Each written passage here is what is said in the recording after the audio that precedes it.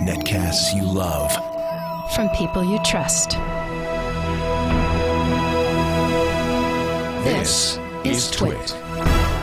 Bandwidth for the Tech Guy is provided by Cachefly. Cachefly.com. Hi, this is Leo Laporte, and this is the video version of my Tech Guy podcast. This show originally aired on Saturday and Sunday, April 16th and 17th, 2011.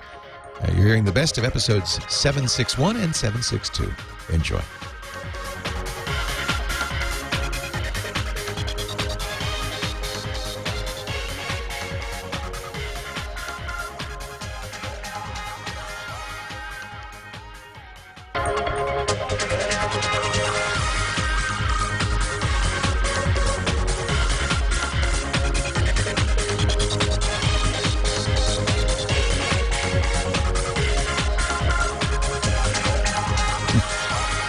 Well, hey, how are you today? Leo Laporte here, the Tech Guy, and it's time to talk about tech, of course. Computers, the internet, cell phones, camcorders, MP3 players, home theater, all the stuff with the chips in it, you know.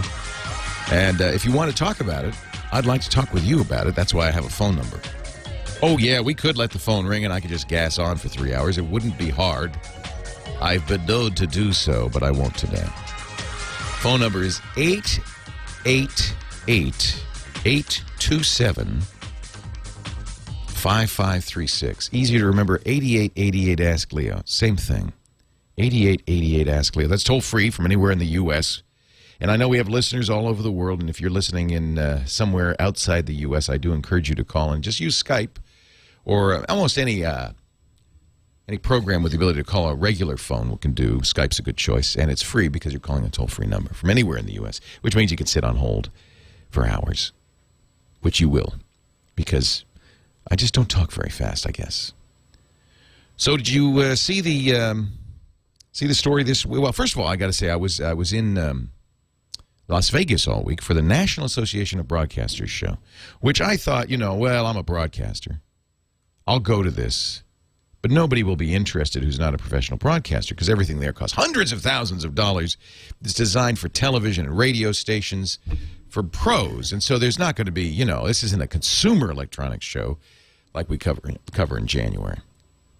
Well, I was wrong. It isn't. I mean, it is a broadcaster's show, understand, but the stuff doesn't cost hundreds of thousands of dollars. What's really interesting, and I think kind of revolutionary, is that you're starting to see this professional broadcast gear, which is more expensive because it's more robust. It has to, stay on no matter what happens. But you're starting to see it really drop in price dramatically. And stuff that 5 years ago only a professional could afford, only a television station or radio station could afford, is now truthfully within the reach of a normal person who wants to do their own internet broadcasting, which is, by the way, one of the things I do. So I was very interested in that. A company called Black Magic, for instance, had a mixer, a video switcher. Normally these video switchers, if you go to a television studio, you'll see a lot of gear. I mean, they're big. And you'll see a lot of people. And big, Grass Valley switchers and chyrons and tape machines. It's a very elaborate thing. It's about $1 million, ballpark, to build a television broadcast studio. These guys, for $1,000, made a hardware switcher. It takes 4 HDMI inputs, which means you can use consumer camcorders with HDMI out and get high-def signals into them. So for something around $5,000, you can build a high-def television studio. It does have, yes, it has the chyrons, the lower thirds. It has transitions. It does all the fancy things that a television switcher will do for $1,000. High-def. Pretty amazing. And, you don't have to spend $1 million on a set and lights, as I'm learning. You can do it cheap. Just go down to the hardware store, buy some lights, maybe some, you want to soften it, right? So you can put some, it's funny because you'll go at a show like this, there are big companies that are like Chimera and others that are, Kino Flow. They have very expensive lighting systems. I mean, tens of thousands of dollars. And then, but you can also go to the hardware store and you can build a softbox with regular lights, and it works fine. In fact, you know, we do a lot of video. I do about 40 hours of video a week on my internet broadcasting. I mean, I say basically an internet TV station. It's called TWiT. It stands for This Week in Tech. I know what you're thinking. It stands for This Week in Tech, really. And we do it out of I couldn't afford a set, so what did I do? Well, I found a really cool-looking cottage with a lot of paneling and stuff, and I hung up some red velvet drapes, and I put some tchotchkes behind me, and now it's a set. It's not a great set, but the price is right. We're in the process of foolish me. I thought, how hard could this be? What excites me, I think, is that it's very democratizing. You know, in the old days, if you wanted to get on radio or TV, if you wanted to do radio or TV, you either had to have a ton of money, I mean hundreds of millions of dollars, or you had to know somebody who had that much money, or you had to convince them that you were worthy of putting on the air. And if you said anything they didn't like, well, bye-bye. And, of course, we all know many, many, many television, radio personalities who just, boom, they're gone because they said something the money bags didn't like. And think of countries like Egypt and Syria and Yemen and Libya, where the government controls all that stuff, right? You say something the government doesn't like, boom, you're gone. I spoke 2 years ago at a conference, a TEDx conference in Dubai. And what I said then, and it's even more true now, is the new media, the internet distributed audio and video that's so easy and affordable and accessible for everybody is even more important to the Middle East. Boy, this was before the revolution happened in Syria and then Egypt and Tunisia. And I said, this is a chance for you to tell your story to the world. I wasn't really thinking of organizing to overthrow, but to tell your story to the world and for the world to hear your story without being filtered by your government and other governments or even just big-time broadcasters. And boy, when you go to a show like the NAB Show and you see how affordable even super professional stuff is, of course, you don't even need that. All you need now is a laptop with a built-in camera and a microphone and access to the internet and something like YouTube or Ustream or Justin.tv, and you're a broadcaster for free. Just internet access and a computer is all you need. What a revolution, and how democratizing and how exciting. And we're already seeing that, aren't we? We're already seeing that change the world. So I had a good time at the National Association of Broadcasters, and I thank them for inviting us to cover the show. And I'm really glad to see that what was at one time only the province of the very rich or the very lucky like me, 36 years I've been doing this. I never said anything that got anybody mad, I guess, is now available to anybody. And you can say things that will upset people. You can speak truth to power and still be on the air.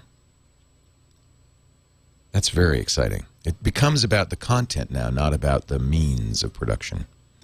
Think about it, if you're a musician, if you're a band. You don't have to be a signed band. You can make your own music at home. My kid's doing it upstairs in his bedroom. All hours of the day and night. Turn down that noise!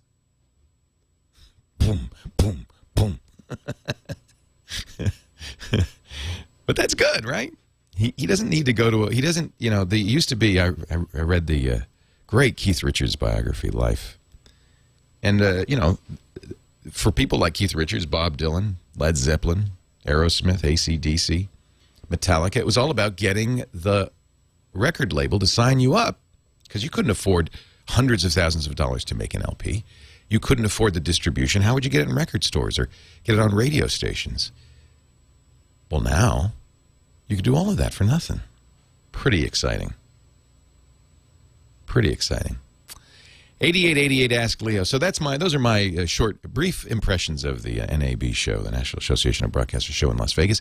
There are much more to talk about, including the FBI shutting down the 3 big poker sites. Holy moly! If you have money on account with Full Tilt Poker, Poker Stars, or Absolute Poker, I don't know what happens. I don't know what happens. The feds have shut them down. They've seized the bank accounts and the website addresses. it's a crime to manage or own a gambling business, but who ultimately, I'm sure the owners of that have already been taking their money out and putting it in a Swiss bank account. Who really gets screwed by this? Well, if you've been gambling there, I guess you. 8888 Ask Leo. Leo Laporte, the tech guy. Your calls coming up next.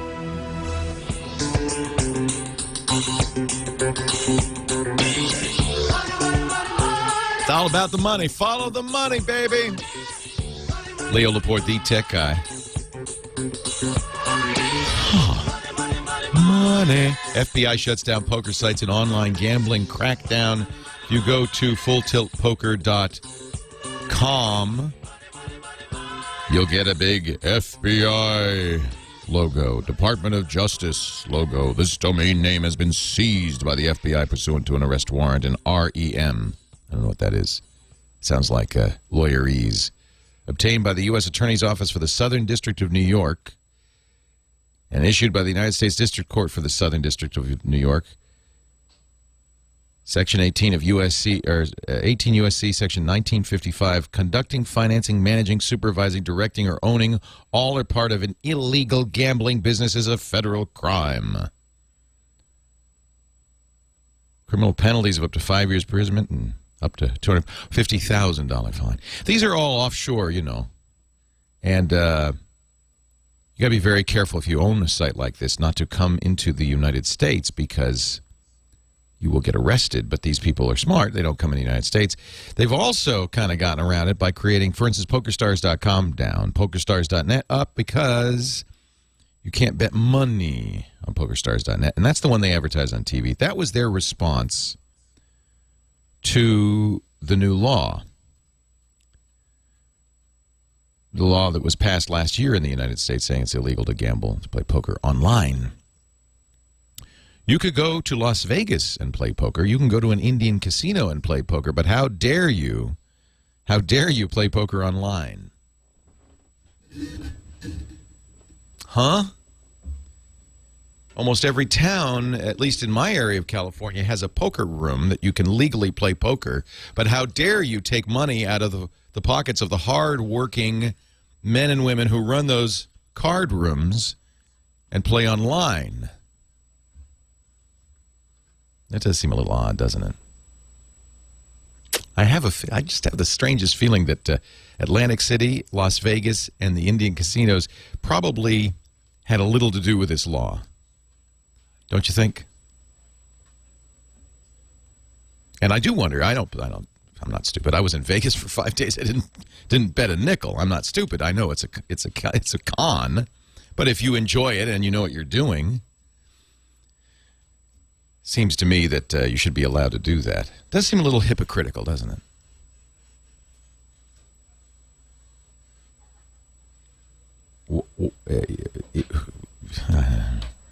And I have to say, if you have money on account with these companies, I don't know what you do.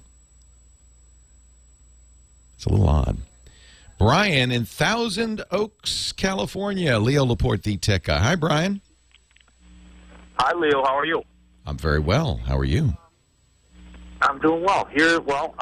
By the way, somebody just told me, I don't know if this is in the chat room, that Steve Wynn, who runs the Vegas hotels, the Wynn and the Encore, his net worth went up $250 million on the stock market yesterday. So if Steve gave $100 million to Congress, he's still up $150 million. Good deal, Steve. That's business in America. I'm sorry. Go ahead, Brian. That's okay. So Google Voice, I love it. I use it as my office or my business cell phone. I put it on my business cards. I have it on my email signature. That way people can get my business associates get me when I'm mobile, but maybe not on the weekends or on the nights. I can turn it off. I love it. I do the same thing. It's an amazing thing, voice.google.com, and it's free. Exactly. Well, it's free until Sprint, who is my carrier. I was traveling last week, and I made a series of phone calls to my business associate to his mobile, and my plan includes mobile-to-mobile free calling. But I made those calls, and I initiated them on the Google Voice application on my BlackBerry. Ah. Well, I'll get my bill, and those aren't mobile-to-mobile calls. No, of course not. No, you're using bandwidth. Well, but I have an unlimited data package. Did it use data or did it use phone minutes? Yes, they're saying those are regular phone call minutes. Surprise, surprise, surprise. And that's to the tune of $300. Whoa! For overage, because I have, 450 anytime minutes, unlimited mobile to mobile, and that's what I thought I was doing. I thought I was making mobile to mobile calls. I was calling from I don't blame you. It's very confusing. If you look at what Google Voice does, it actually calls a landline. It's using call forwarding, and that's because the carriers would not allow a program on there that used your data and not your minutes. So it's a mobile call to Google, to mobile. That saves you money on international calls because Google then makes those international calls cost less. Well, nobody's going to take my call at Google, but can I just make that inbound to them a mobile call? Ah, that's interesting. Set up as a mobile receiving Wouldn't that call? be cool if, I guess you've got your 5 free or whatever, if you made the Google Voice number one of your 5 free. Yeah, I don't know if I have that option, but I look into it. Absolutely. That's intriguing, isn't it? Now, I use Line 2 and Skype and Fring, and there are other choices, and I believe some of them will use Wi-Fi or 3G minutes. I'm not sure what happens on BlackBerry. Who's your carrier? Sprint. Yeah, my 5's T-Mobile, but whatever. Sprint has something like that, right? Where you could initiate a call via Wi-Fi.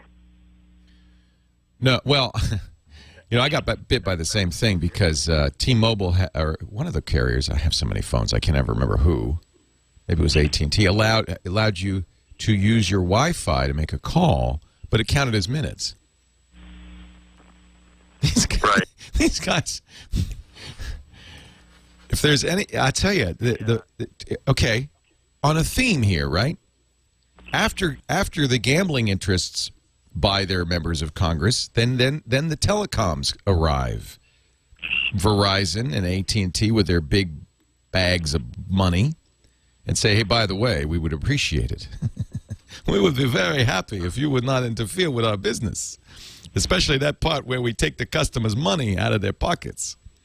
So I think the cell phone companies get away with murder in this country. Yeah. And it is their network, so and because we don't have net neutrality on the network, and thank you, Google, by the way. Google did a deal with the devil, Verizon, and wrote a brief suggesting to Congress that there be net neutrality. That is, this kind of thing would be illegal on land internet, but not on mobile internet. Because Verizon wants to make sure that it makes as much money as possible. This is, I think, not going to last. I think these guys are holding on to a dead business model as long as they can. But I have to say, yeah, you got to look carefully at how these things are made. Google Voice is not VoIP. There is VoIP, that is using your internet access on your cell phone to make a call. Skype will do that. Make sure that these programs will use 3G. But if you look at the way Google Voice works, and I love Google Voice, and it's really got some convenient features. It's wonderful. The way Google Voice works, it makes a call to Google, a phone call using minutes. Look at line 2 from Talk to Me, T-O-K-T-U-M-I. I'm pretty sure that they do VoIP. Leo Laporte, the tech guy. Kyle, doing such a great job, as always.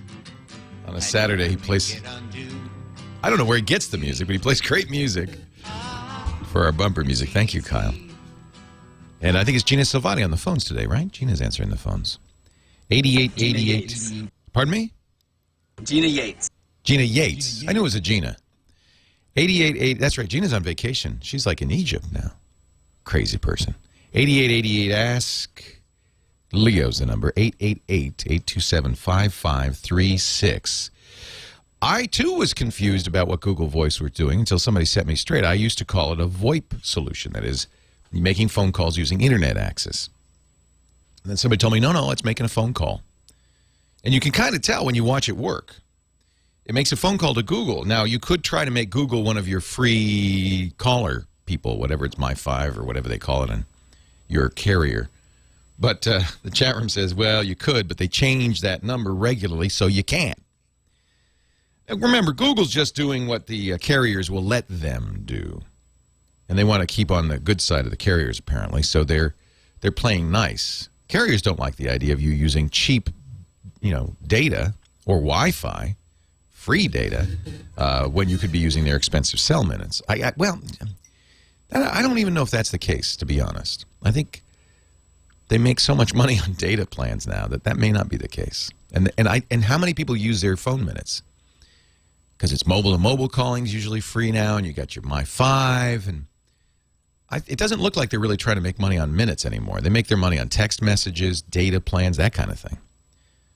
But for whatever reason, Google Voice does use cell minutes because it's making a phone call to the Google, and the Google completes the call. But there are VoIP solutions for most phones. For a long time, you couldn't get such a thing on an Apple iPhone. Apple was really prohibitive on that. But then Skype came along, and it made 3G calls. And I've been playing with Line 2. Line 2 is not free. LINE, the number 2.com. Well, actually, it is free on a cell. If you're just using your cell, it's free. But it has some additional features. The idea of these systems basically is that you have one number that rings all your numbers, and you have a kind of PBX system, so people can track you down. You get visual voicemail. And so the standard Line 2 product, well, I guess it isn't free, is $9 a month. And then for $15 a month, they have something called Talk to Be Unlimited that gives you an auto attendant and stuff and a computer phone. You're seeing a lot of these digital technologies now. Now, this, I know when I look at my Line 2 on my iPhone, I have a button that says use the cell or use the data. Use minutes or use data. So I know that I can choose on Line 2. Skype will let you use data, I believe. So let me look to make sure that that's true. Yeah, there's a cell button in the dialer, and there's a VoIP button. And if you use the VoIP button, then it's just using your data access. Of course, that's one of the reasons AT&T and others are starting to charge more, put caps on there. You can't get unlimited data anymore unless you're grandfathered in. So that's probably what's going on. These services are really convenient for other reasons, though. In fact, that's great. I must have given out my phone number. My phone is now ringing. I've done it again, my friends. Somehow, but it's not. I didn't give it out on the air. You're right, on the radio. But you see, they have this video feed. I have a spy cam on in the studio, and I guess when I hold up my phone, people see my number somehow. Every time it starts ringing. Go away. I'm trying to do a show here. I think these things are very convenient because they give you additional features. For instance, Google Voice will allow you, and this was what our caller was talking about, allow you to have different responses for different callers. So you have a contact list, and you could say, this person's in the family, this person's a business associate, this is what you do with calls that have no caller ID, this is what you do with calls that have a caller ID but I don't know them, that kind of thing. You can have different voicemail messages. Confused the heck out of my wife. She called and left a message, and she asked me later, she said, do you say I love you to all of the people who call you and leave a message? I said, no, just you. She said, what? I said, well, family members get a different outbound voicemail message than friends, than business associates, than strangers. They all have their own message. What? Yeah, I think that's pretty cool. That's one of the reasons, frankly, that I really like Google Voice. It will also transcribe the message and text it to you and email it to you. It will do. There's a lot of little things it'll do.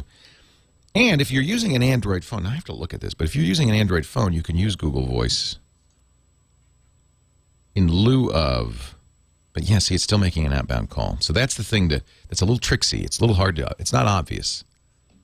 So use Skype. If you want to do VoIP, internet, using your internet data for the phone call, don't use Google Voice, I guess is the bottom line.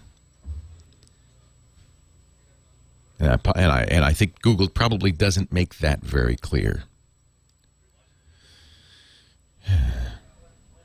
Barry in Toluca Lake, California. Hey, Barry, Leo Laporte, the tech guy. Hey, Leo, how you doing, buddy? I'm great. How are you? Good. Been listening to you since 1994. Wow. You know, I just did a little calculation in my head. This Sunday is the 6th anniversary of the podcast network of TWiT. 6 years. And that's exactly how long Tech TV was on the air. 6 years, 1998 through 2004. So as of this Sunday, TWiT will be as old as, in fact, just a little bit older than Tech TV. But what were you watching in 94? It must have been was it the radio show? No, listening. I was listening. Gina Smith. Cool. Gina Smith days. Yeah, Gina Smith, John C. Dvorak, and I did a radio show. We did it, and I was doing TV shows in the early 90s too, but they weren't seen by anybody. What can I do for you today? Well, I've been with Earthlink that entire time. And wow! You are a loyal customer. one of the few. That's impressive. And I have a need for speed. Yeah. So before I switch carriers, I want to know how can I determine the speed that I'm going to be getting before I make the big jump. Well, you kind of can, kind of can't. So you want to stay? You're on. Are you on dial-up? No, I'm on DSL, but my new business requires me to have a much quicker speed uploading and downloading now. Right. So there's really, for most people, only 2 ways to get internet. I'll be generous. I'll say 3 ways to get internet access. Wait a minute. I'll be really generous. I'll say 4 ways to get internet access. There is dial-up, and almost everybody can do dial-up. I guess if you have a phone line, you can do dial-up. Of course, it's very slow, but it's cheap, and it's widely available. And for some people, that's probably all they need if they're just doing occasional emails. Surfing's not great on dial-up, and you certainly wouldn't want to download music. Next step up is to use the same phone line for digital. It's called Digital Subscriber Line, or DSL. Also goes through your phone, the copper on your phone, and has some limitations. It depends on how far the central office is from your house. If you're getting Earthlink DSL, you could ask somebody like DSL Extreme, can I get a higher level of speed? But it may be not limited by the company, but in fact by the distance from the phone central office. DSL degrades very rapidly after 2 kilometers, to the point where it's unusable after, I don't know, 4 or 5 kilometers. Then cable is the third way, and of course that is consistent as long as you have cable in your house, and also dependent. And then the fourth way is satellite. Let me talk about the pros and cons of each when we come back. Leo Laporte, the tech guy. Jessica in Covina. Hello, Jessica. Leo Laporte, the tech guy. Hi, good morning. Good morning. So my computer, every time I try to turn it on, it never makes it to the desktop. Instead, a black screen always comes up and a message saying Windows cannot start because the following file is missing or corrupt. And what is the file that's missing? /Windows/System32. Okay. So that's I don't even need to know more than that. It's one of your system files. So there's a couple of possibilities. Most likely your hard drive is starting to fragment. And that key file that it needs to boot up is on a sector that's bad, and so it can't read it, so it can't go any farther. There are a couple of things you can do. You can try reinstalling Windows if you have your Windows install disk. And as you get to go through the install disk, when you get up to the point where it's going to install Windows, it says, whoa, you got Windows. You want me to repair this? You can try that. That will, if it's just a file that somehow got damaged by accident, or maybe somebody threw it out, that'll repair it, and you should boot all right. So if you've got that Windows, this is why you want a Windows install disk. If that's why you want it, then you can repair it. If, however, the drive is failing, you're going to want to bring it to a shop and have them scan it. They might be able to get your data off, and then you can get a new drive. Leo Laporte, the tech guy. Well, a good day to you, Leo Laporte here, the tech guy. We're talking computers, internet, cell phones, camcorders, MP3 players, home theater. I run off that list each time, and I should probably look and see if there's anything I could check off. I used to say PDAs. Used to say GPS devices. Just check those off. And now, I guess, I shouldn't probably say camcorders, should I? Did you see this? That Cisco, which paid $490 million just 4 years ago for the Flip company, the Flip Cam, has decided to close its doors. The story of Flip is really amazing. I mean, it was these entrepreneurs in San Francisco who, I think it was probably 6 years ago, came up with the idea of, we could make a really cheap camcorder that would fit in your pocket. John Kaplan is his name. And Pure Digital was the name of the company. And people, make it $120 so the kids might buy it, right? And it'd have a USB port on it, so you wouldn't need, it'd be very simple to get the video into your computer. It was a clever idea, and of course it was huge. In fact, as recently as just a couple of months ago, you saw the great Flip ads that they were showing on the Super Bowl and elsewhere, where they're actually people's Flip videos. What a great idea. And in fact, it was such a good idea, and it sold so very well that Kodak and many others made clones of it. They said, this is a good business. Cisco bought them in 2 years ago, in 2009, for, $590 million, more than $500 million. And last year, they sold $400 million worth of Flip cams, so it was a good business, but just apparently not good enough for Cisco. Cisco's decided that, well, first of all, the business is down. Cisco doesn't break out the Flip sales individually, but they said sales of their consumer products, which isn't, I think that's probably it, right? Was down 15% last quarter. People aren't buying Flip cams. Why? Because their cell phones have very, very good camcorders in them, and they have kind of all the features of a Flip cam. Plus, first of all, you already have it in your pocket. It does shoot high-def video if you have an iPhone or one of the newer Android phones. You've got all this great software on it. I just downloaded a really fun iPhone app that does silent movies. It's called Film Director, and it does it in black and white, shaky. You could speed it up a little bit so that it looks like it's a silent movie. It even will put a piano theme behind it and title cards. 99 cents for the program, and then you want to add the title cards, another $2. And you already have the iPhone, right? And you don't have to hook it up via USB. I mean, you can, but you just, if you want to put the movie on YouTube, just press a button and it uploads it. So, of course, the competition was pretty stiff for the Flip cam. They probably were at the end of the line. But I feel bad for the 550 employees who are now out of work. And John Kaplan, the guy who created it, said he's very sad. Kara Swisher from All Things Digital interviewed him at a Starbucks in San Francisco using her Flip. She interviewed me with a Flip. She uses a Flip, carries it around, gets these great videos. He said the best moment in the business, seeing Sasha Obama use a Flip cam at her father's inauguration on the stage to video the inauguration. He's sad because he says, this company, I'm sure there was somebody who would have bought this company from Cisco. I mean, he made his money. He's not hurting or anything. But he's sad because he created something and Cisco couldn't figure out what to do with it, and now 550 people are out of work. So I feel bad, too. I think that's a shame.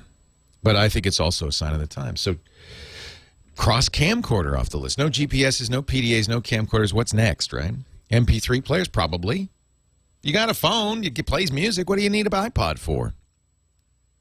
In fact, I think it's probably the case that Apple is not going to do a new iPhone in June this year, as they usually do. By now, I think we would have heard something. Not from Apple, but the rumor mill would be going crazy. It's dead silent.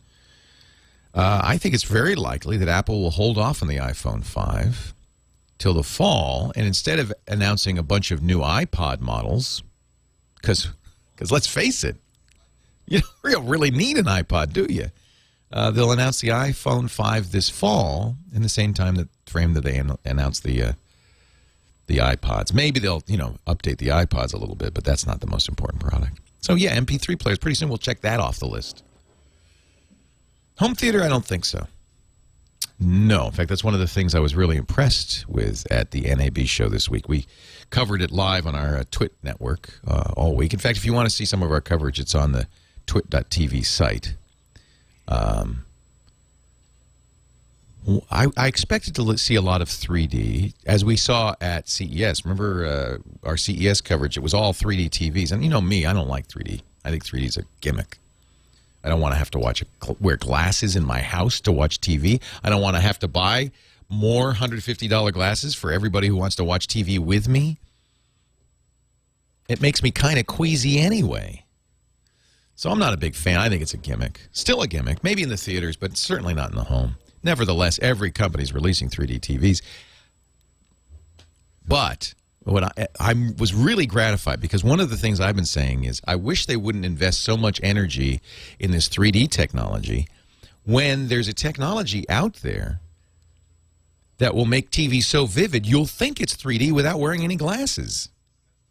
It'll be so real you'll think you're watching real life. It's called 4K.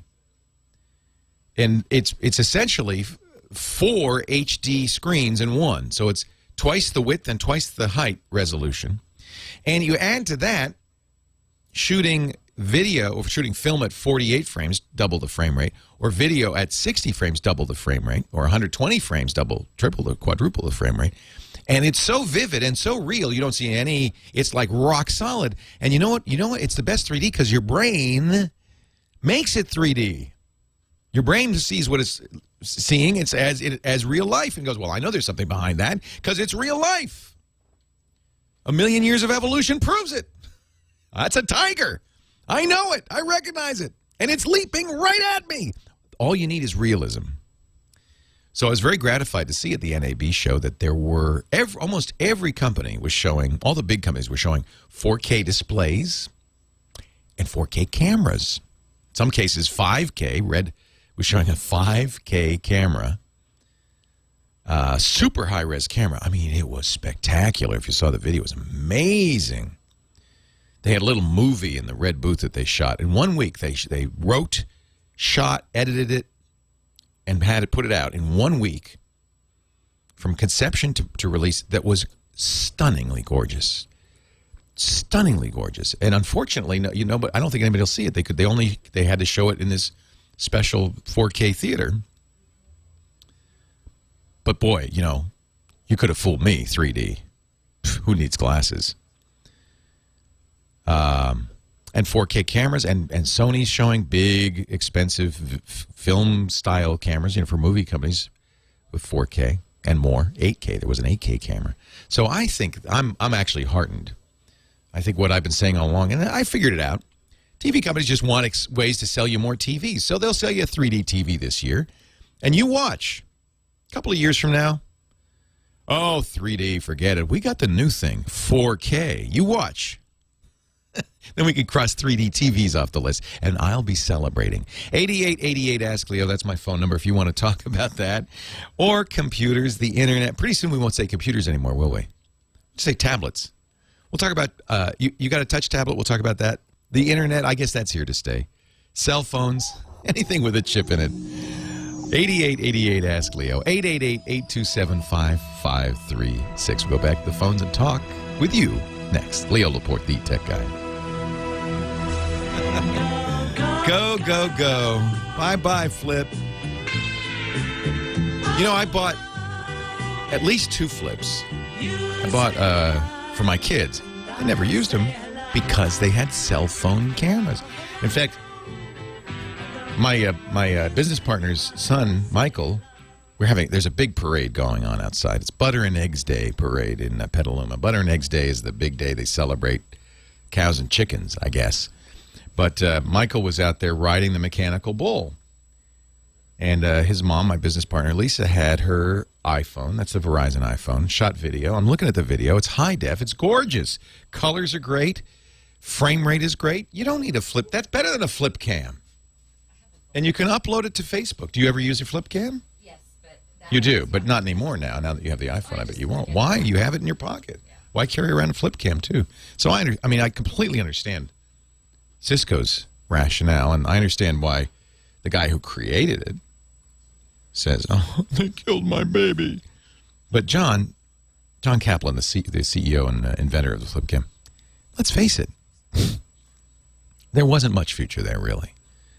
But only in the technology world could you spend $590 million, more than $500 million for a company, and 2 years later have it be obsolete. It was worth $590 million 2 years ago, and now worth nothing. They made $400 million last year. Now, nothing. What other industry? That's amazing, isn't it? That's why I love tech. You never get bored, that's for sure. Jeff in Van Nuys, Leo Laporte, the tech guy. Hi, Jeff. Yeah, hi, Leo. I just wanted to say I was at the NAB show too. My company, Advantage Video Systems, was there, and I'll tell you, the show should be renamed the OMG show. It's like it is. Your jaw drops. You go, oh. Yeah, there was like 90,000 people there at the show. We had 92,000 people who registered, but it was incredible. Is that Jeff? Do you know if that's the biggest ever? I think it is. Well, CES, the consumer show. There are bigger shows. In fact, there are bigger shows than CES, but I think it's the biggest the NAB show's ever been.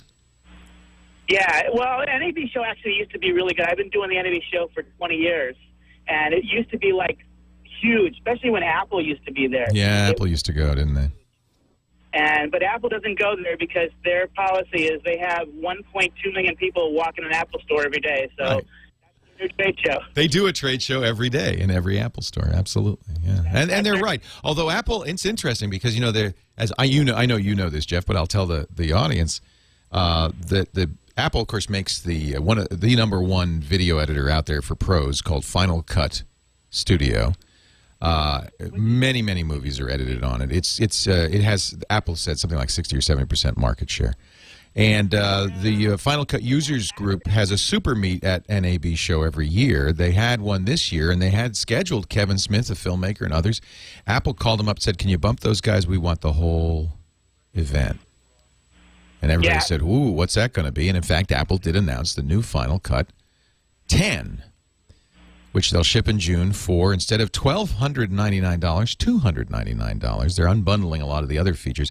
But I think Apple's idea was, let's make it, high-end video editing available to everybody, which is kind of the trend, I thought, of the NAB show. Want to hear a secret about the Final Cut Studio? Yeah. According to the Apple, because they're going to put it on the App Store, and according to the Apple App Store, any app that you buy on the App Store, you get 5 downloads. So technically, by the guidelines that of the Apple Store, if you pay $299 for Final Cut Studio or Final Cut Pro X, you get 5 copies. You can have 5 computers with it on there. You can install it really everywhere, which means an office like mine. By the way, I own 5 copies of Final Cut Studio at $12.99 a piece because my editors use it. You're absolutely right. Guess what? I'll buy 1 copy. Right, you'll have 5 downloads because the agreement that you signed when you go on the App Store says you get 5 downloads. If you buy Aperture, you get to do on 5 computers. I have a feeling, by the way, that there's fine print that prevents us from doing that. But from a practical point of view, in fact, we won't probably do it because it's probably 1 user per license, et cetera, et cetera. And it's a business, and I'm going to do the right thing. But I think there will be a lot of schools, a lot of kids, and I think Apple knows that, and Apple doesn't mind because guess what? They'd love kids growing up to move from iMovie to Final Cut X, Final Cut 10. And use that so that when they get in the workforce, they demand it. It's a smart move from Apple's point of view.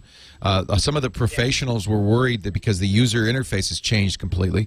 But my friend Alex Lindsay, who's an expert in this kind of thing, and Larry Jordan, also an expert in this kind of thing, were both very excited, saying, no, all the features are there. It is a redesigned user interface, but it's for the future, and it's the right thing to do, and they're very excited. Yeah, Larry Jordan had a great show. I mean, he was on the other. You guys were at the front of the South Hall, and he was on the back of the South Hall. I worked with his company. He has a great organization, the Larry Jordan.biz thing. It's an incredible thing. If people are into editing, he's a great resource. I agree, and I think that's one of the things that's pretty cool about this generation of the NAB show. It's not just for ABC, CBS, and NBC. There are. Absolutely not. for all the editors. I mean, I'll tell you, my company helps lots and lots of editors with editing suites at their homes, and they just do small projects, and they work on things, and they grow into bigger companies. LA is full of people who are really smart storytellers who use things like Final Cut and also Premiere 2 and Avid are big, huge applications, you know, that there's a lot of those small editing houses that really flourish because of the people like, you know, Final Cut coming down and Blackmagic and Aja and all these other companies that have really low cost but really powerful, projects, things that you can do and then produce stuff and put it on the air. It's a revolution, I have to say. And you hit the nail on the head. You still have to know how to tell a story. That's, in some ways, the hardest thing. But it means that somebody who is a storyteller, who can tell a story, who can, you know, has the skills to write, edit, shoot, light, and do all of that stuff, now has access to the tools to do it themselves and distribution, frankly, on the internet, so that they don't need a movie studio anymore. We interviewed the CEO of FunnyOrDie.com.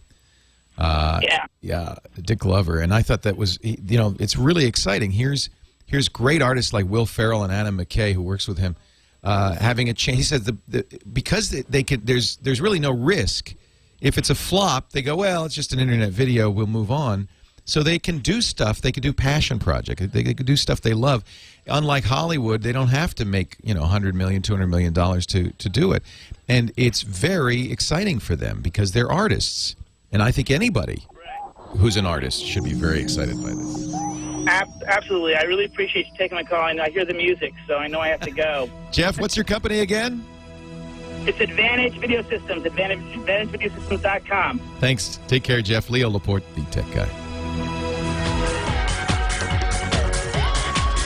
Well, a good day to you, Leo Laporte here, the tech guy. And it's time, yes, indeed, once again, to talk about technology. That's not just computers. That's not just the World Wide Web. That's not just Facebook or Twitter. Oh, no, far more than that. A lot of cell phone talk these days because those are the personal computers that everybody's carrying around all the time. We also talk a lot about home theater. In fact, Scott Wilkinson's coming up at 33 after the hour to talk about home theater, answer some of your questions. Photography, one of my favorite subjects, digital photography, transforming the world. We talk about it all. 8888 Ask Leo is the number if you want to talk with me, because, of course, I don't want to just sit here and gas on and on by myself. I'd like you to gas on and on with me. 8888 Ask Leo, 888-827-5536. That's toll free from anywhere in the U.S. If you're outside the U.S., if you're in Canada or Norway or Sweden or China or Singapore or Israel, we've gotten calls from all those places. You just use Skype out. That's free to call a toll-free number in the U.S. But you need +1 888-827-5536. That's the number you need to call. Oh, I got an invitation. I still don't know if it's a hoax. But I think it's real. From the president of France. So the G8 summit is coming up in France. It's going to be in Deauville this year, in Normandy, end of May. And President Sarkozy, who is the host, you know, France is the host nation. He's the host leader. The G8 is the leaders of the 8 developed nations, U.S., Canada, France, Britain, Germany. That's 5. I'm sure there are 3 more that I'm leaving out.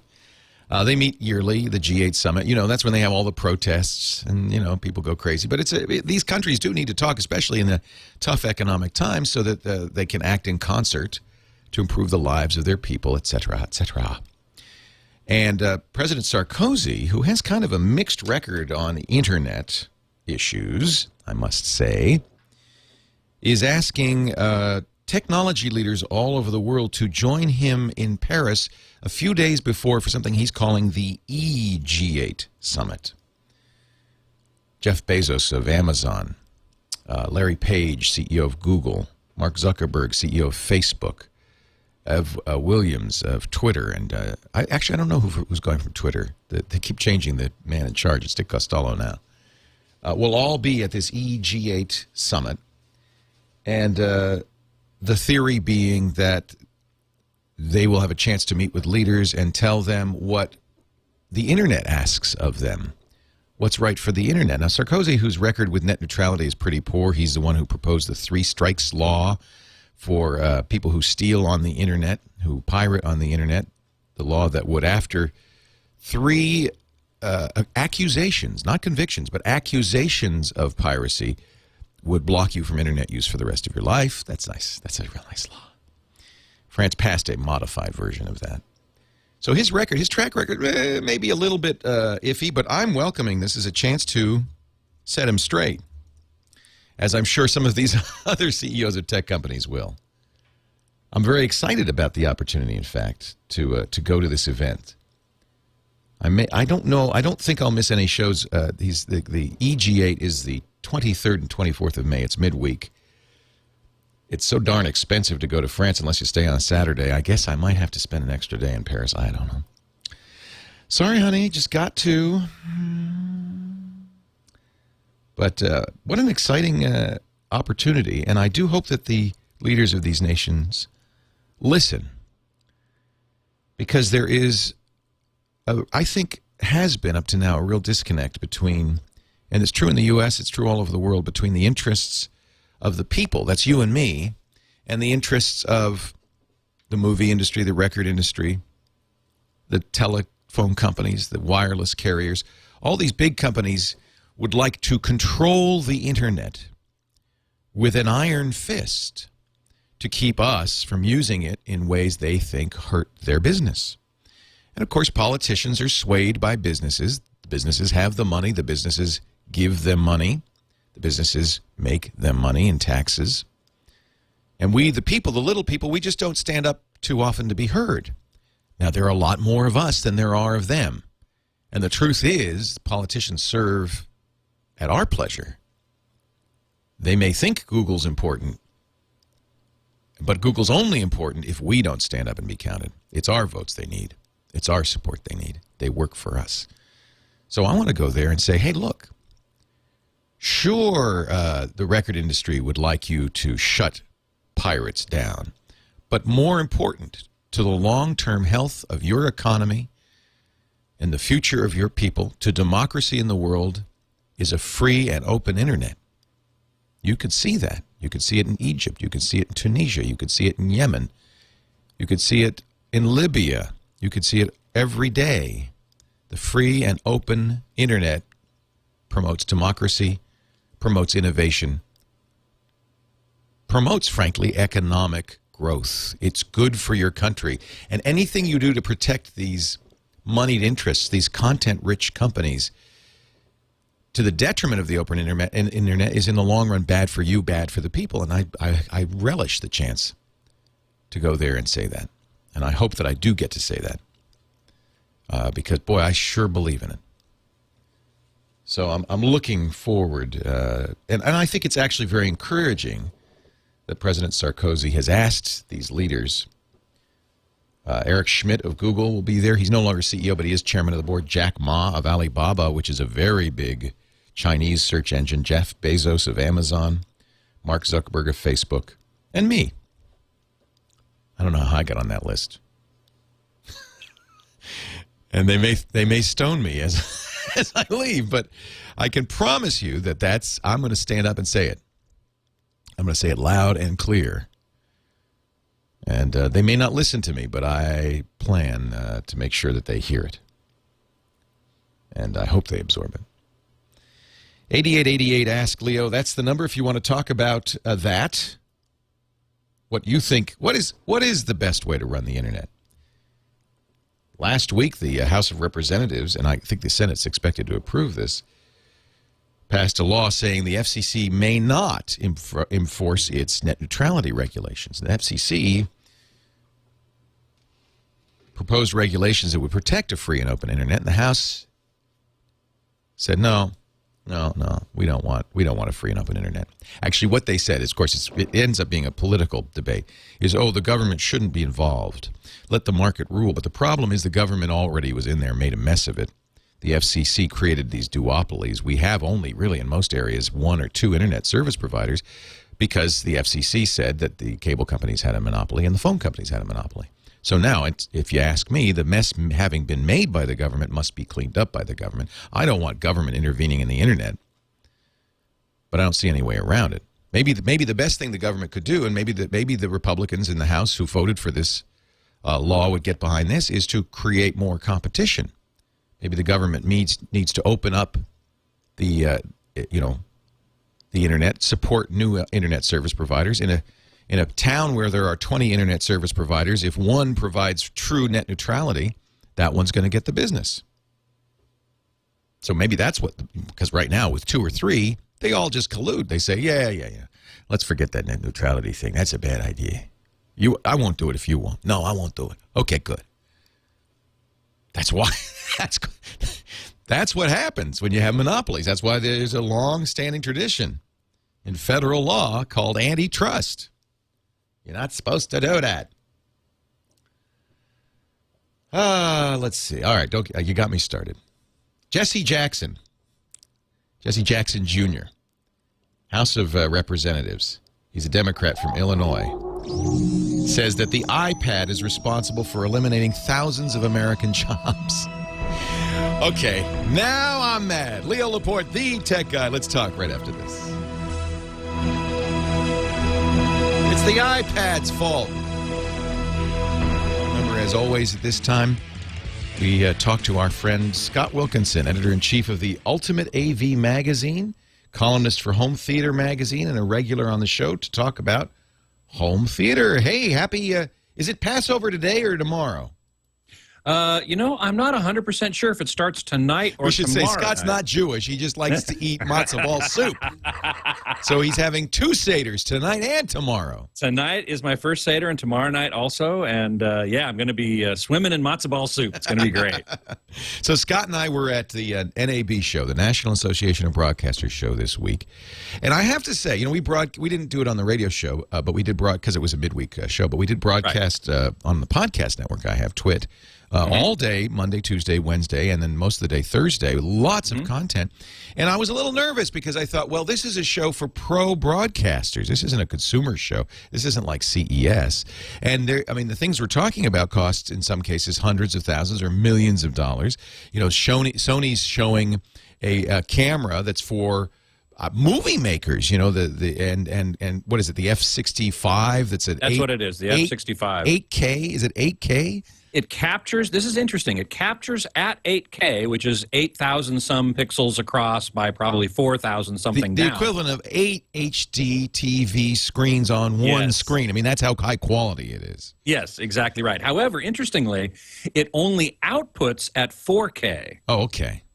So the question is, well, why do you capture at 8K then? Well, the reason is that if you capture an image at a higher resolution than it's ultimately going to be, you're going to have a better quality picture than if you capture at the resolution you want it to be.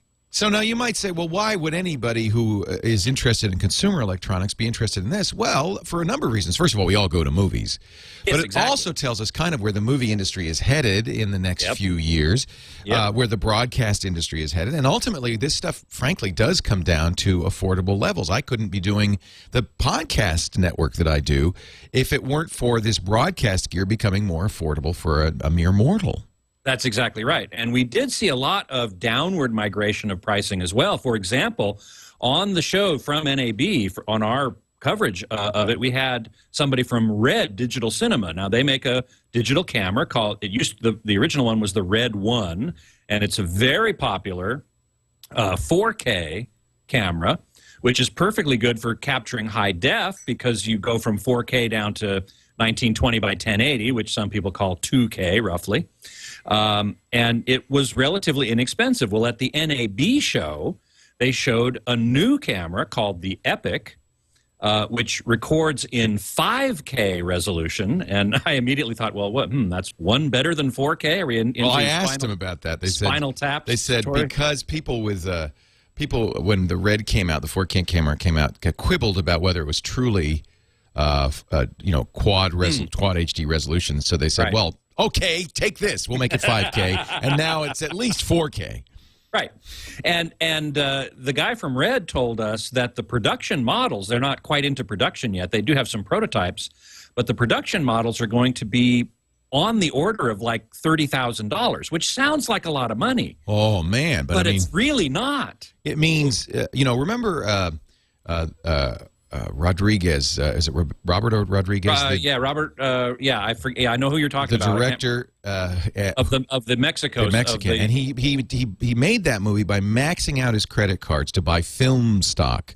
Right. And now somebody like that, instead of maxing out your card for film stock, spend the same or less on these cameras and get amazing results. You and I, Scott and I, went to the Red booth and went to a short film that they made in 1 week with these Red This cameras. was amazing. They made this film specifically and exclusively for NAB, just to show at the show, and they made it in a week. The guy who made it conceived it on a Saturday. He wrote the script on a Sunday. They shot it.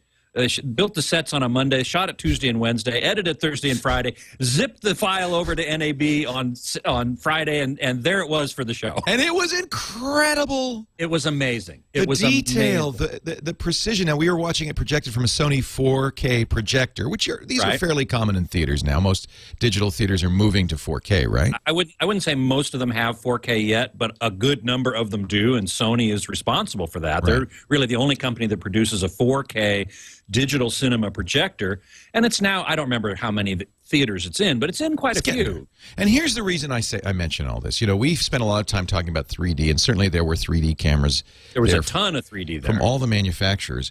But I would say, and I thought this was telling, that 4K and double frame rate, 48 frames a second and 60 frames a second, got a lot of attention too. That's what James Cameron wants to. In other words, filmmakers, they've absorbed the idea of 3D. They're not against 3D. They're using 3D, but they're also looking at making the 2D movies, more realistic with higher resolutions and higher frame rates. And that's what frame rate. I'm so happy to hear that, because in my mind that's better than 3D, because your mind makes it 3D because it's so realistic. You're exactly right. It does. And Cameron, of course, was talking about using the higher frame rates and 3D, combining them together. Right. That's fine. I don't mind that. As long as I get good 2D 4K with 60 frames or 48 frames, I'll take that. You guys can all wear the funny glasses. Now, I must say, regarding the democratization or the lowering price of products, Sony was showing a couple of 3D cameras, one of which is like $3,400 and one was like $1,500. 3D cameras, but would allow you, most hobbyists, or serious hobbyists anyway, or wannabe stereographers, could now get into true 3D. GoPro, did you happen to see the GoPro booth? Yeah, I'm aware of these cameras. These are the little cameras people wear in their helmets when they ski or they dive, or you can wear them on other parts of your body. And now they have a stereo GoPros, 2 GoPros, which will record 3D of your ski run. And that's for like $600. Yeah. For a stereo rig. Now, it's very limited, of course, but it just shows you where the market is going. Another thing I saw that was very interesting, the very last thing on Thursday, you had already left. I think you left Wednesday night. I did, yeah, Wednesday night. And we had a wonderful time at the Heil party. Bob Heil threw a big party, and you were there for the first hour, and I was covering it for the second hour. Bob makes all the mics I use. Not yours, exactly. I noticed, but he uses makes my mic. Yeah. I asked him about this at dinner. I said, do you make any USB mics? Because that's what I really need for podcasting. And he said, no, I don't make USB mics. No. So anyway, on Thursday, I was just about to leave town, and I got an email that said, you really should go see this glasses-free 3D, a new glasses-free 3D technology that was being shown at the THREALITY booth. Now, THREALITY is a company that makes 3D cameras, professional 3D cameras, and processors and all kinds of stuff for professional 3D production. And this company, 3D Fusion, was there showing a glasses-free 3D display. And you and I saw that at CES. And I think you would probably agree with me. We were underwhelmed. More than underwhelmed. Well, you have to stand in a particular place, and if you move off axis a little bit, you get weird crosstalk and banding issues. Well, this company has solved those problems. I saw an early prototype, admittedly, of a 52-inch glasses-free 3D TV that was showing images being shot live just outside the booth where they were between the. Did you have to stay in a certain spot to see it? No, this is the key. They've eliminated. How are they doing it? It's a bunch of secret sauce. They can't really say, but they are doing a lot of math-based processing. And all I know is I walked around that TV from one side to the other, and I could not see a boundary between what are called the viewing cones. Wow. Who makes this? 3D Fusion. So we'll look for this in the future. Scott Wilkinson, editor-in-chief, ultimateavmag.com. Email him at scott@techguylabs.com.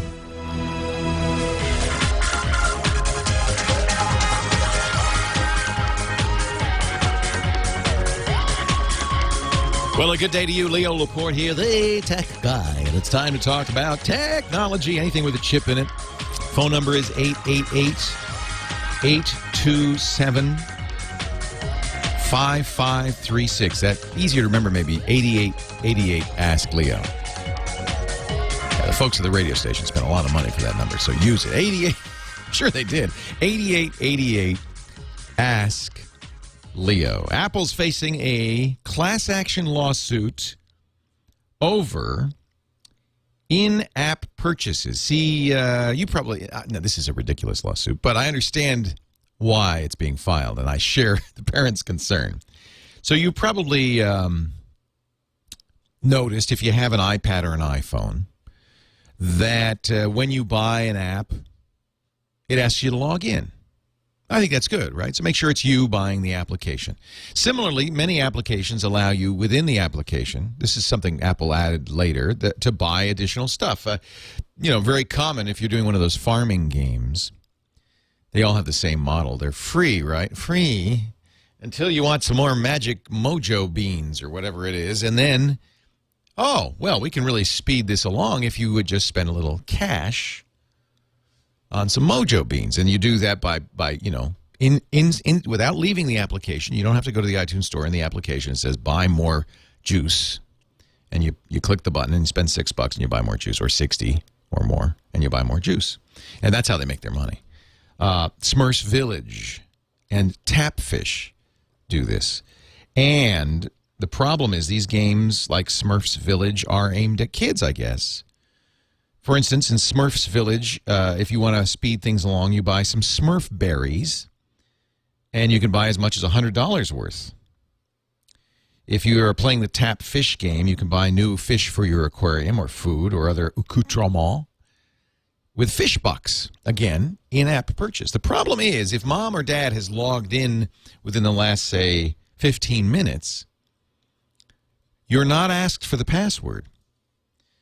So the parents who are suing in this class action lawsuit are upset because they provided the login at some point, forgot it, 15 minutes before the 15-minute time limit was up. Junior got a hold of it and bought thousands of dollars worth of fish because Junior didn't know any better. Junior's 5 years old, and I want a new fish. I want a new fish.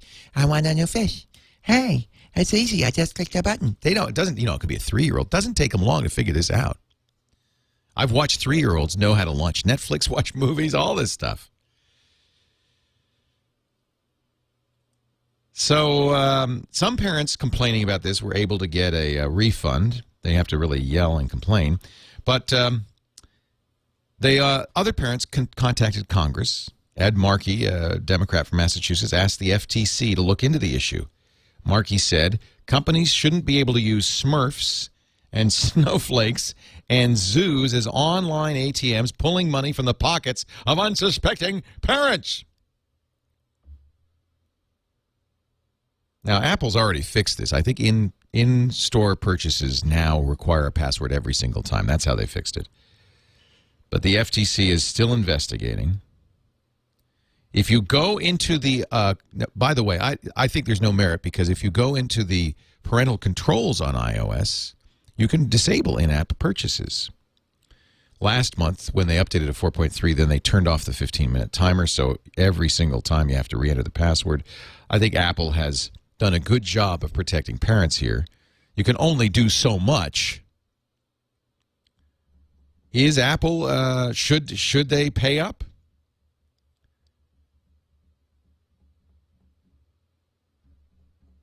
There are other ways around this. In fact, I'm reading an article from Ars Technica, which I really love, their infinite loop column. And Chris Forsman, who says, you could always, and I think this is a good solution, create a separate account for the parents and the kids. You connect the second account, the kids' account, you just don't connect it to a credit card. And you maybe have a monthly allowance. This is what I did with my kids. I gave them $20 a month to buy music because I didn't want them pirating. That's 2 CDs a month. That's fair, right? And then that's it. So you log, but now in order for that to work, you either have to have a separate iPad for the kid. Most people don't do that. Or you have to remember to log out and then give the iPad to the kid. So it's a little complicated. Best solution, I think, is to turn off in-app purchases in the settings of your iPad. Or sue. Problem with class action lawsuits, you never make any money. The only people who ever get any money out of that are the lawyers. I have to admit, it's pretty obvious when you create a Smurf game aimed at kids and you allow them to buy $100 worth of Smurf berries in the game, that it's a little cynical of the company that makes the Smurf game. And maybe Apple should turn off in-app purchases by default, as Web5476 suggests in our chat room. But I think a lawsuit over this, that's goofy. David in Long Beach wants to know about presentation software on the iPad. We'll talk about that. And Kevin in New Mexico is wondering whether to wait for the latest Motorola Droid, the Bionic. I'll talk about that. Leo Laporte, the tech guy. 8888 Ask Leo. Kevin in New Mexico is our next caller. Hey, Kevin, Leo Laporte. Thanks, Leo. Yeah, I'm just in a quandary here because I'm talking on the original LG Envy phone, which is about, 4 years now? Yeah. And I remember the Envy. I'm surprised you stuck with it that long. I found that phone fairly frustrating to use. Yeah, well, yeah, it has. But it's been very durable. It is durable? So that's nice, yeah. Durable enough that it's still around. Yeah, but, and I'm a Verizon guy, of course. That's what I've got. Now, I've been hearing all kinds of things about the Bionic, and I just don't know if I should wait for it or go with the Thunderbolt. I don't know which one's going to be the better. Well, I'm waiting for the Bionic, but I got to tell you, the issue, these are both Droid phones. The Thunderbolt's current. It's essentially an Evo, which is the Sprint phone. It's a 4.3 screen. I love those big screens. I'm a big fan of it's got an 8-megapixel camera. I'm a big fan of HTC's. It's sad, but every handset manufacturer seems to have to somehow put their own stamp on these things. And I like HTC's stamp as opposed to Motorola Blur, which I'm not as crazy about.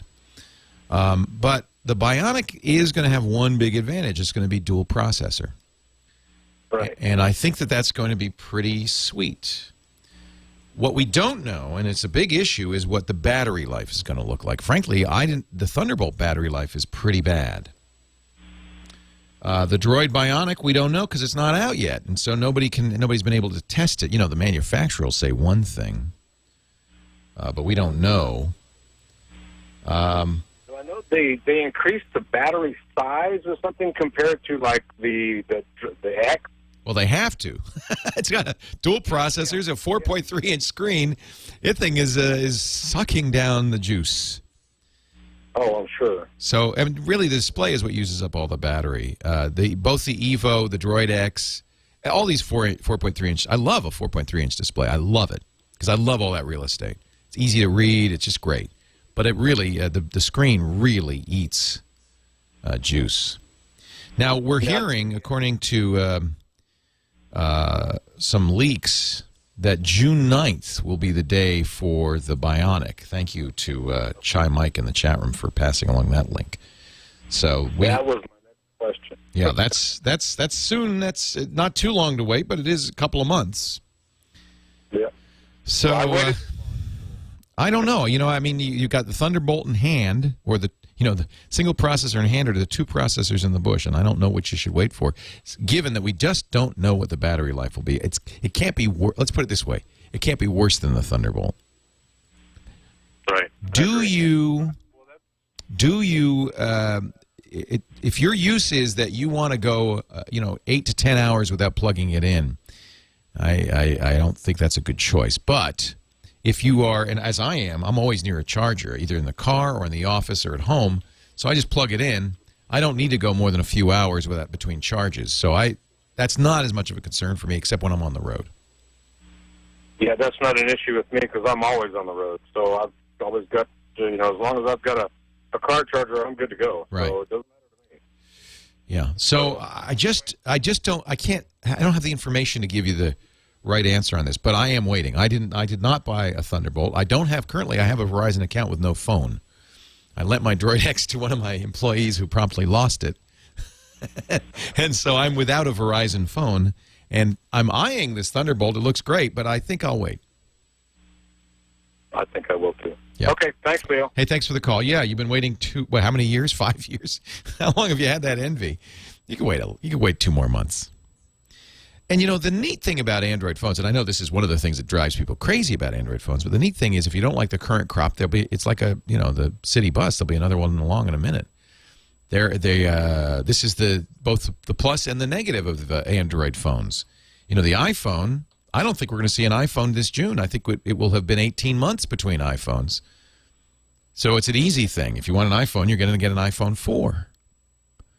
Little more complicated if you're buying an Android phone because there are numerous manufacturers, all with different features, and it's kind of hard to decide, which one you want and so forth. The good news, in my opinion, now is that, for a while when iPhone was completely dominant, you had no choice of carrier. You go with AT&T.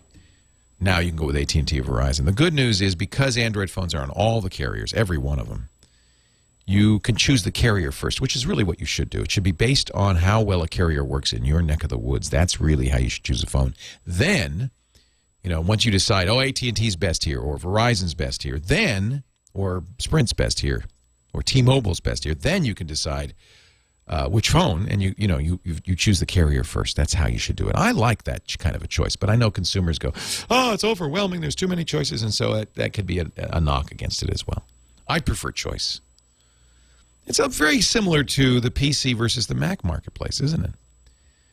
With a PC, you have a huge variety of choices. If you want to run Windows, you can get it from hundreds, thousands of manufacturers. You want to run OS X, you're going to get an Apple. Eddie in Saugus, California. Leo Laporte, the tech guy. Hi, Eddie. Hi, Leo. How are you? I'm great. Welcome to the show. Hey, I got a little situation in my home. We've got people coming usually on a day before a non-school day, and they'll ring our bell and run away. It's up. Do you get toilet papered as well? Do I what? You get TP'd? When I had a kid in middle school, he's a little older now, kids grew out of it, we would get, every weekend, we'd get toilet paper all over our trees. I wanted to get a shotgun. I was just so angry. And my wife said, it's funny. It's just teenagers. No, it's not funny. I got to clean it up. So you want a security camera? Yeah, something that'll get a picture of them at least. So if it's some kids in the neighborhood we might recognize, go to their parents and let them deal with them. Oh, yeah, good luck. There are a number of choices, of course. One of the guys in the chat room says he really likes the QC. That's Q-SEE. It's a little security camera, the built-in light, which I like. You certainly could tie this to, your doorbell. They have 2, 4, 9, even 16 camera solutions. We get a lot of people who want to do this for a variety of reasons. You've got a summer home, you're not there all the time. And there are a lot of good choices. I think Dropcam is pretty good. We use a Dropcam right now in our studio. You want to see what that looks like? Go to dropcam.com/demo, and you can see we're doing the studio construction. The nice thing about the Dropcam is it's Wi-Fi. It has a microphone so you can hear as well as see. And best of all, and this might be the solution you want, it records. If you pay, you have to pay for the amount of recording, but you can go back in time, and that's great. So you know when the doorbell rang, you just rewind the virtual tape on the website and go back. I like that. This one's a little not cheap. I think it's $150, but I do like the drop cams. Dropcam.com/demo. You can see them working on our studio, and you can go back in time, which is pretty cool. Leo Laporte, the tech guy. It's the Analog Kid by Rush. Great guitar in there. 8888 Ask Leo is my number. 888-827-5536. Luis Oliveira at the controls today, piloting the Starship. And Jason's on the phone. Say hi to Jason when you call. And next, John in Ontario, Canada. Hi, John. Leo Laporte here. How you doing, Leo? I'm well. Thanks for calling. I have an issue with my wife took some pictures with my ZI-8 Kodak camera. I know how much you love that. Do love that camera. Although now with Flip going out of business, I have to wonder how long Kodak's going to keep making that. Yeah. Maybe it's an opportunity. Yeah, she took some pictures, but she ended up using the video mode. Okay. And I want to know if there's any way to take stills from those videos. Oh, sure. Oh, sure. Windows or Mac? Windows. There are, many of the programs that you would use to play back that video will allow you to capture a frame from that. Of course, the easiest thing to do, it's not going to be super high quality, but the easiest thing to do would be to just do a screen grab from, press screen capture, the screen capture button from that window. But there are other programs I use on the Mac. I use QuickTime Pro. That lets me say, when you are watching the video, you nudge it, nudge it, nudge it. Ah, that's a good shot, and you can capture it. It will only be at the resolution that video was taken in, but that's going to be pretty much the same as what you would get, what you've gotten if you took a still picture on the ZI-8. So I think that's probably okay. In fact, truthfully, even a screen grab is going to be kind of like that. Maybe the chat room knows of a program on Windows. I would say almost any video player on Windows should allow you to get a frame grab out. VLC is a good one. That's free. The VLC is from Videolan, videolan.org.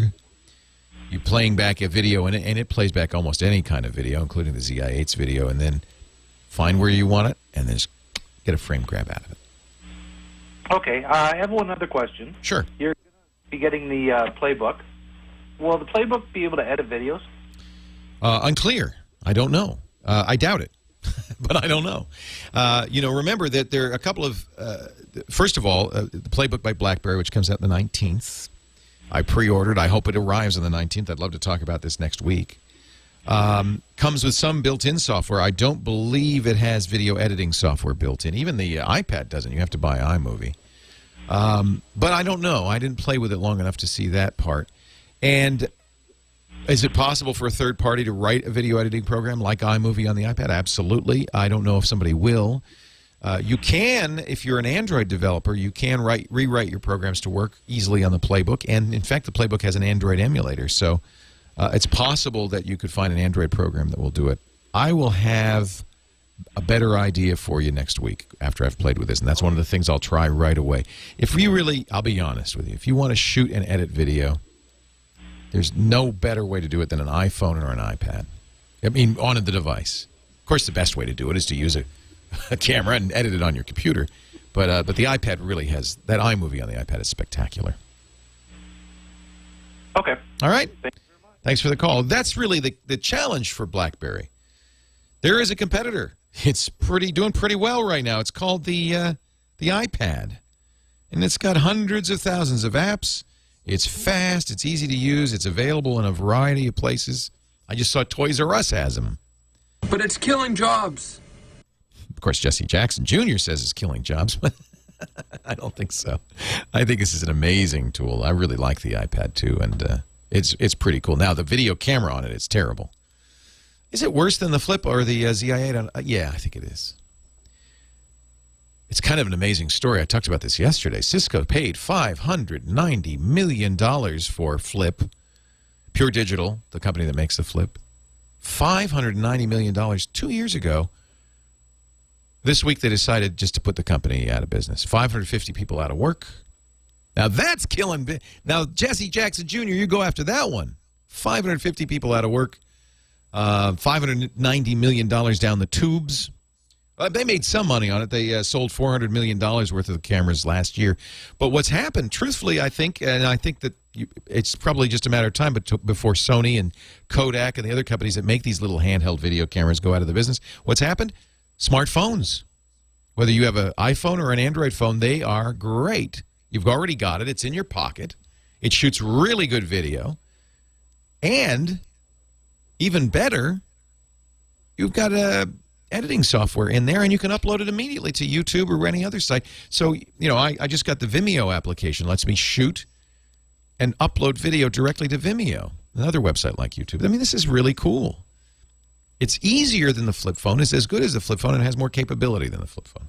Oh, and it has the thing I like on the ZI-8. Actually, Kodak killed this in the most recent ZI-8. It has the ability to use an external microphone. That little headphone jack on the iPhone or the iPad can also be used as a microphone. And that's nice. That's really nice. I have a little external microphone that I put on my iPhone.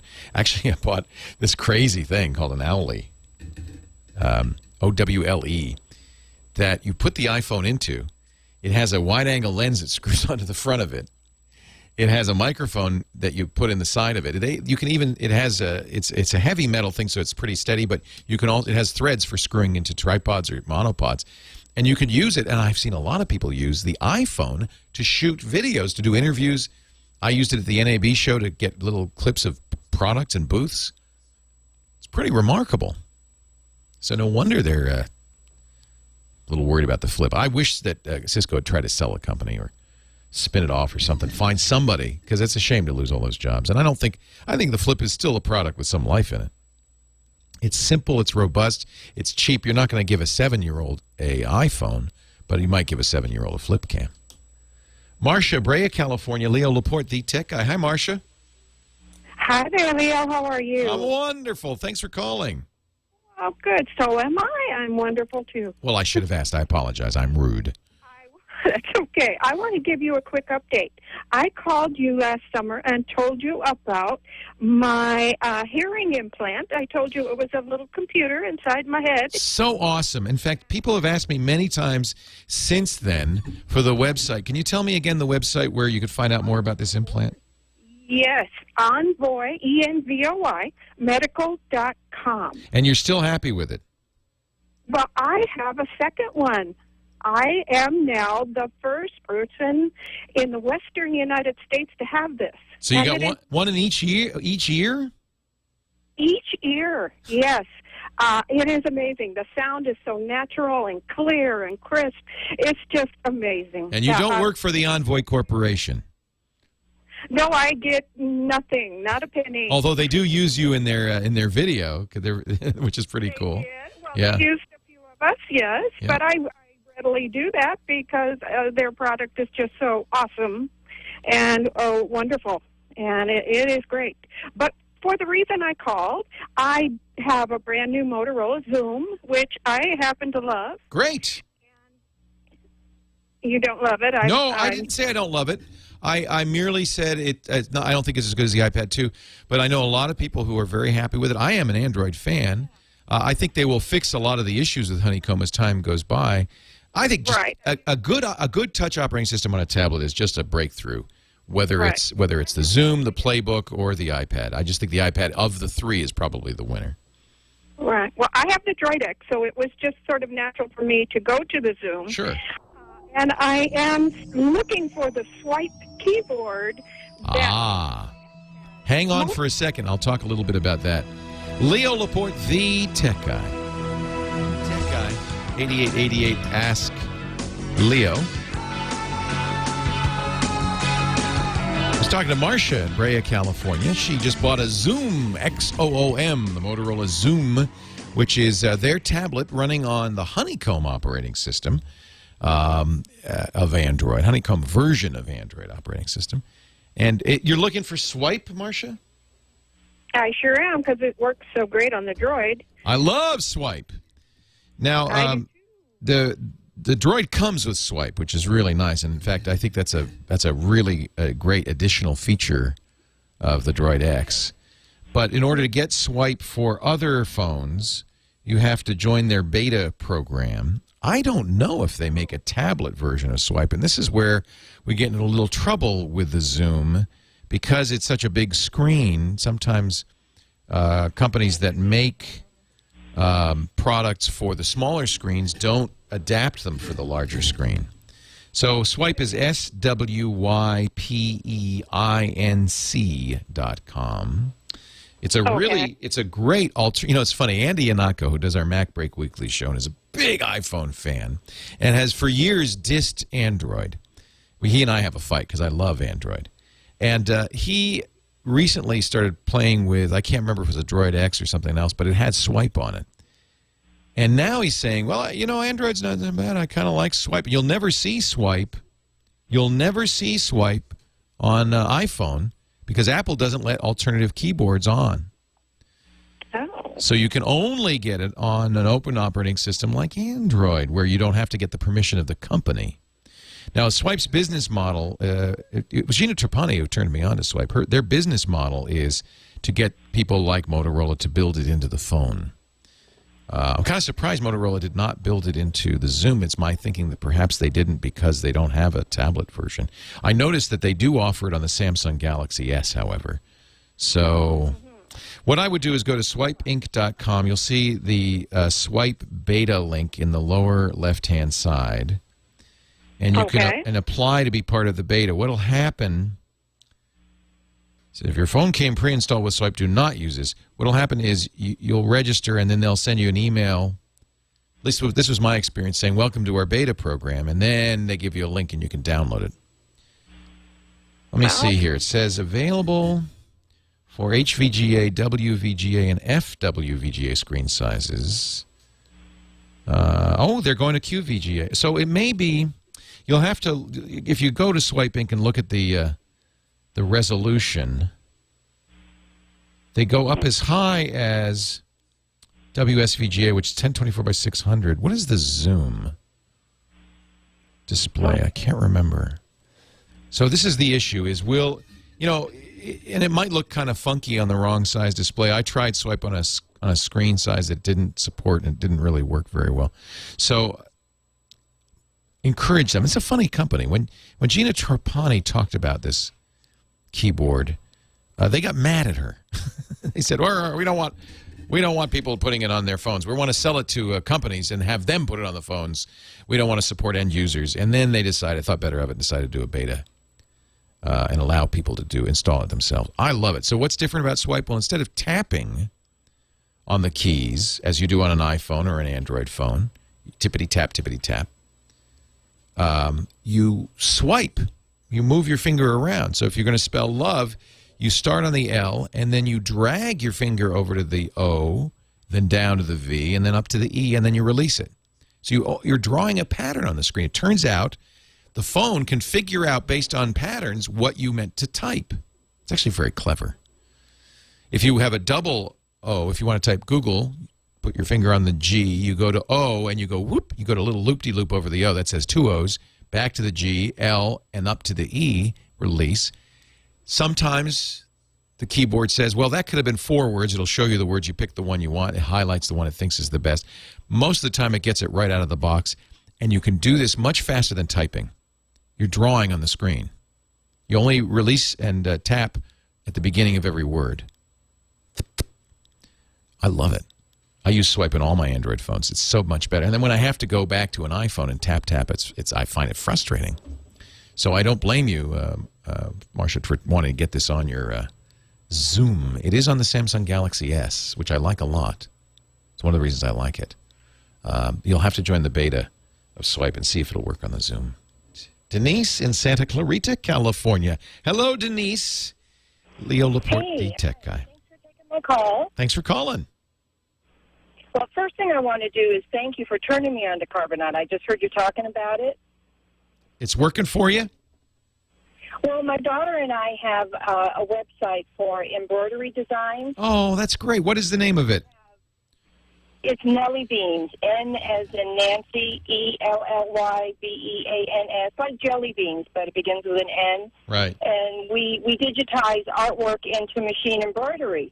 And so our files, we have tons and tons and tons of files, and each design is in 8 different formats. And sure, it's on our server, and we've got it on our computer, and we have it on a portable drive. But it's just peace of mind knowing that if everything fails, I've got it on another location. Backup's so important. Yeah, even if you've got a website, backup is important. You bet. Exactly. And you spend a lot of energy and time. This is your business. You don't want to mess with it. By the way, cutest website ever. Well, we're actually redesigning it. We're going with the new shopping cart, Press to Shop from France, and we're redesigning the whole thing. And we love this one too, but we're just redoing the whole thing. But this Carbonite I just love it. It just does it. I don't even think about it. And I'm so glad that you talked about it, and I listened to it, and I thought, and I thought, I got to do it. And I did it about 3 months ago, and I just love it. I don't even think about it, and every now and then I look and make sure it's green, and yep, it's doing it, and it's doing all the That's little great. dots are there. And it's so awesome. Well, they just got an extra ad. I want to send them a bill, will you, Louise? Got it. Yeah, it really is great. So what can I do for you today? Well, I have a Verizon account, and I've got a Storm that was eligible for an upgrade in December, and so I want an iPhone, and I've been waiting because Good. Get rid of that Storm. I don't know how you've survived so long with that thing. I know. It's just an iPhone wannabe. Wait till you get the iPhone. You'll go, oh, this is what they were going for. My daughter that I do the Nelly Beans with, she just got the iPhone on because we share a Verizon account. She said, "Oh my gosh, Mom, you got to get it. You got to get it." Yeah, she's right. I wanted the 5. And then now I just heard you say, "Well, the 5 might not be coming out for a while." No, the 5. No, I wouldn't hold out for the 5. It doesn't look like it's going to be out in June. I understand you're waiting, but I think because they introduced it on Verizon just in January, I think that they're not anxious. If the 5 comes out, it might come out this year, but it'll be later this year. Oh, okay. I wouldn't keep waiting. I'd go out and get it, and I think you'll be very happy with it. I don't anticipate huge jumps. The 5 will probably have that new processor they put in the iPad 2, so it'll be a little bit faster. It might have a better screen, although I don't see how you could get any higher resolution on that screen and still be usable. So I don't anticipate big changes in the 5. I think you'll be fine with the 4. Well, then my other thing is, I have Quickly. a touch. Yeah. I have a second Your touch, don't worry. Anything you bought on your account transfers right over. All your apps are the same. Leo Laporte, the tech guy.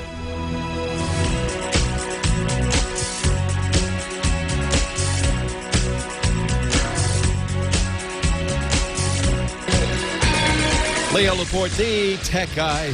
Last segment of the day of the week. Last few calls.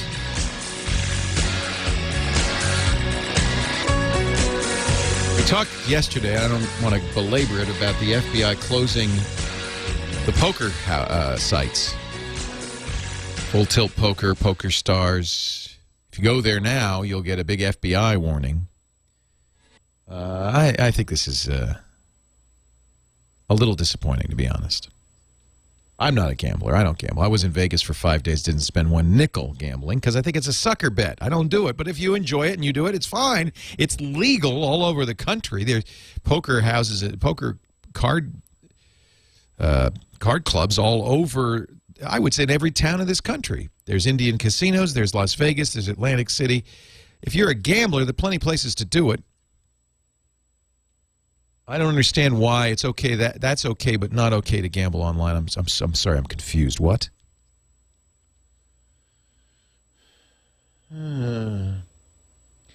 YouTube's closing. Google's closing Google Video, putting all their eggs into the YouTube basket. I hope they let you export the Google Video you've got stored there out. There's closing it at the end of the month. That's a shame. There's some great stuff on Google Video. Really good stuff that's not on YouTube, but I guess it makes sense. Why do they need both? But there should be a button you can press if you're an owner of a Google Video account that transfers all your files over to YouTube. Would you please do that, Google? Please? Google's first quarter earnings, not bad. 8.5, this is in 3 months. $8.58 billion in revenue. Almost $3 billion a month. Profit, $2.3 billion, almost $1 billion a month in profit. That's a 27% increase over the same quarter last year. But watch this. Analysts thought they'd do better, so the stock will go down. Google revealed some stats for Android app downloads on Android, up 50% from the fourth quarter of 2010. 3 billion Android apps installed worldwide.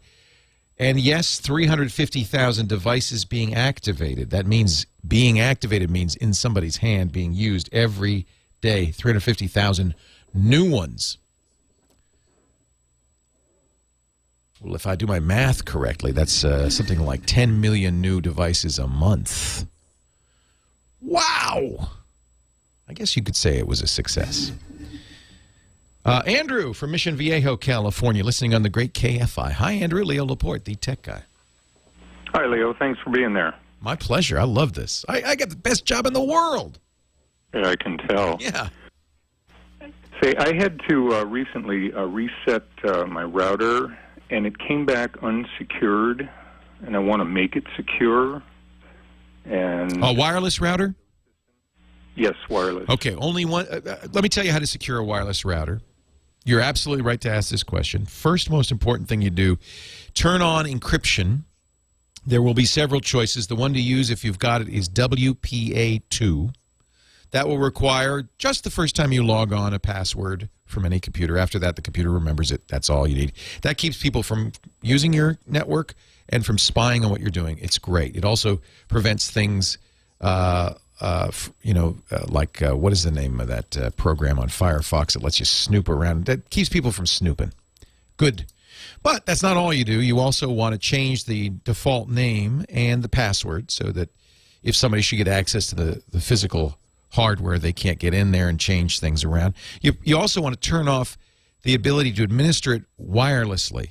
Sometimes they call that WAN administration. You know what? There's no reason anybody out there should be able to log into your router and change settings.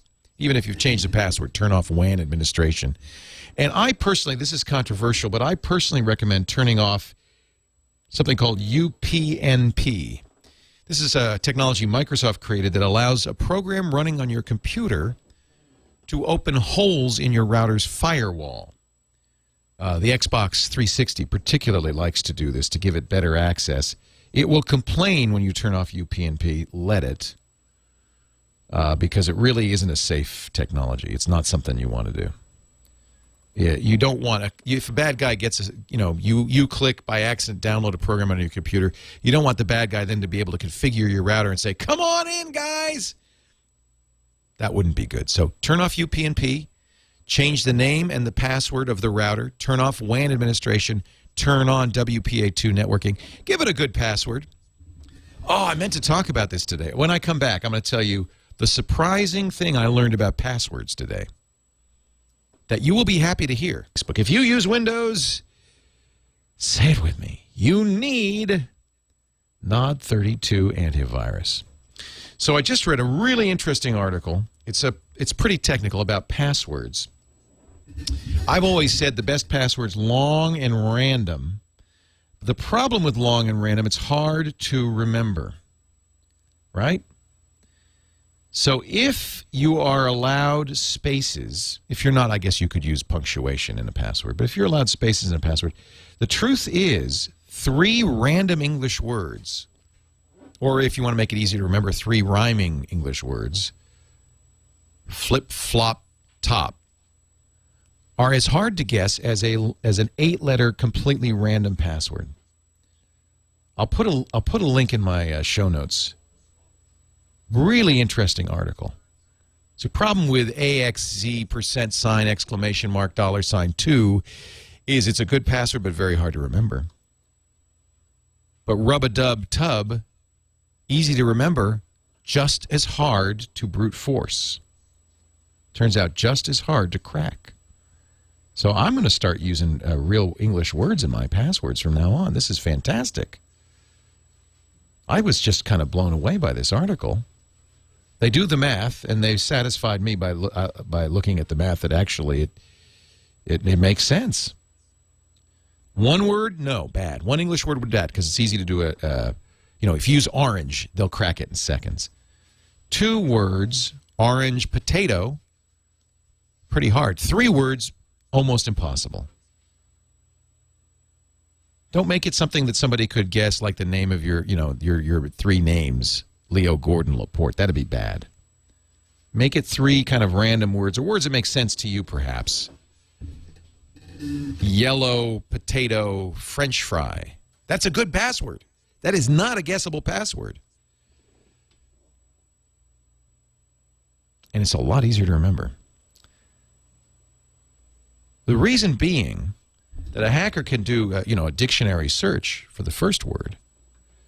They can do that in, if it's an uncommon word, they could do that in an hour or so.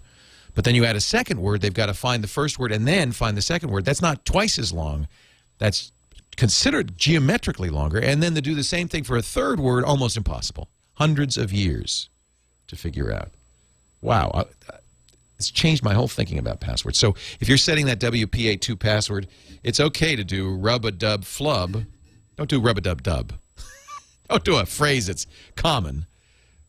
But 3 random words would be very, very good. And if you want, make it really crazy, put percent signs instead of spaces or some random punctuation to make it even harder. Mickey Mouse, not a good password. Mickey Dog Turnip, a very good password. See, you learned something today. Hey, thanks for joining me. I'll see you next week. Leo Laporte, the Tech Guy. Have a great geek week.